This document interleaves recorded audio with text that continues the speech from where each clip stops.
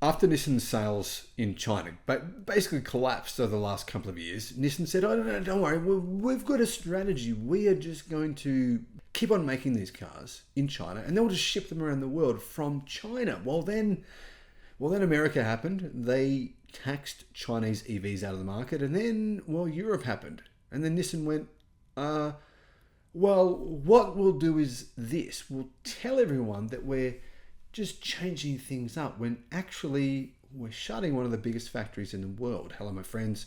Welcome to the channel. I'm Sam Evans. You're watching the Electric Viking. This is kind of a funny story, guys. I know I go on about Nissan, guys, but everyone's saying this now. So I'm just sort of sharing with you the news that everyone else has shared already. We're going to give you a little bit of a different context on this story because let's be honest, guys. Nissan, hey, at least they're not investing in internal combustion. Look at Volkswagen. Look at these other clowns, Toyota, Mazda, Subaru. Look at these idiots. They're trying to bankrupt themselves. At least Nissan's not doing that. So you got to give them credit. Like I've said many times, if a bear is chasing you in the woods, just make sure you're not the slowest person in the group. And Nissan's trying to be one of the least slow, no, not the slowest person. And that could work out. But like I said, Nissan's debt is currently rated at junk. It's the only major automaker in the world rated at junk. And what happened to Fisker, whose debt was rated at junk as well? Well, we now know what happened to Fisker. Guys, I took a lot of heat telling people not to invest in Fisker, not to buy a Fisker EV, telling them it's a risk you shouldn't take. And a lot of people didn't listen to me.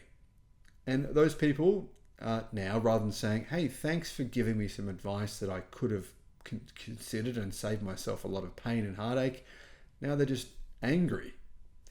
So rather than being angry at me for sharing the news on Nissan, maybe consider not buying a Nissan anytime soon because, to be frank, guys, disruption happens very fast. Nissan will close an auto plant in China amid an intensifying EV price war and amid Nissan's collapse in sales. Now, Nissan sales in the country, their market share in China has it's actually gone down by 48% over the past couple of years. In other words, they've lost half of their market share in China. Half of it. How long does it take until the same thing happens that just happened to Mitsubishi and Jeep in China? Or the same thing that happened to the biggest luxury EV manufacturer in China? They all went bankrupt. It's happening quickly. Now, Nissan and China report this. This is what Nissan told Automotive News. It's told the journalists and media, Western media, this. It's halting output at its Changzhou plant. It says that it's just going to restructure operations. Now, everyone else is saying that's just a complete lie. Nissan's making things up.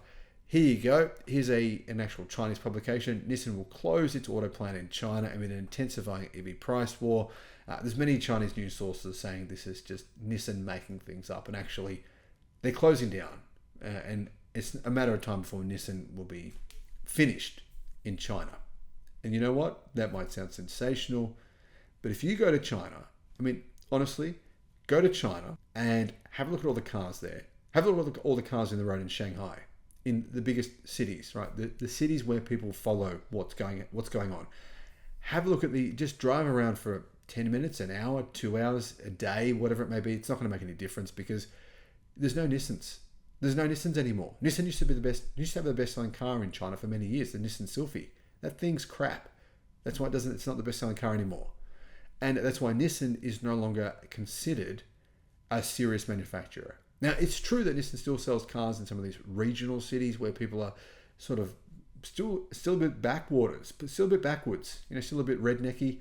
I don't know if that's the right word, but they're still kind of a bit old school. But in the new modern cities, the ones where you would actually want to live if you were, going to live somewhere in China, there are no Nissan Sylphys. I didn't see any. And I was sitting in a bus for many, many hours, guys. The market is changing fast in China. And Nissan are finished. This is the beginning of the end. There's a price war in China as well. And Electric have reported this. I don't agree with this. They said Nissan is feeling the heat from BYD's EV price war in China.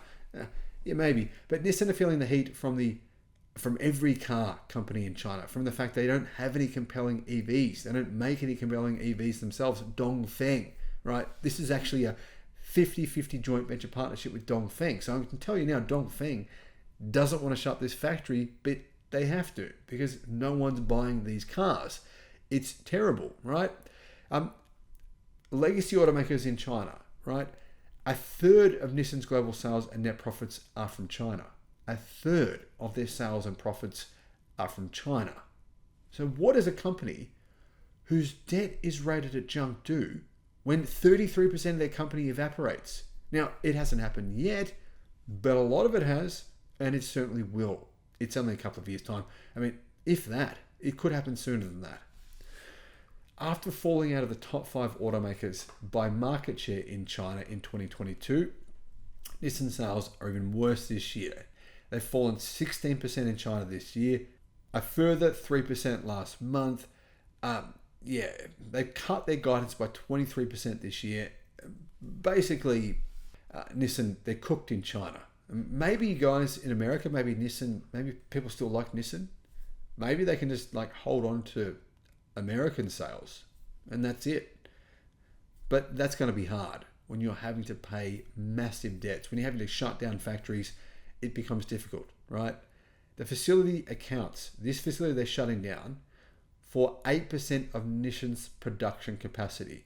Now here's the thing, Nissan currently has production capacity for 1.6 million cars in China, but that's more than twice as many cars as it's projected to sell. What that means is Nissan has no choice to close factories because otherwise these factories will be operating incredibly inefficiently. They'll be running half shifts and then it costs more to make the cars. Nissan is shutting down this factory and apparently BYD is saying, well, good.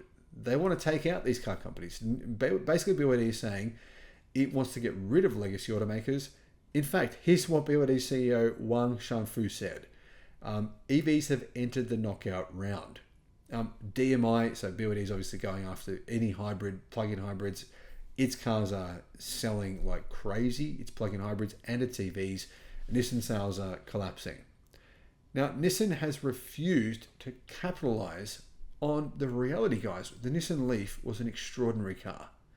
It's taken a lot of heat, but the truth is, how the hell Nissan made that car for the price it made it for, nearly 15 years ago? I don't know how they did that. I mean, that was a revolutionary car. It doesn't matter what you think because batteries back then were super expensive and Nissan was selling that car at a relatively good price. I don't know how they were the first and only Western automaker to ever do that. And suddenly Nissan are in the backwoods. Their Nissan Ariya EV is barely selling.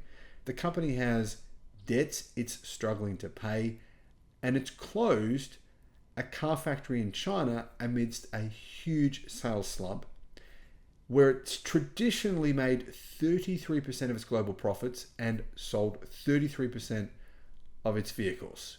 My friends, we might as well call them Fisker, because we will be by 2030. Thanks for watching.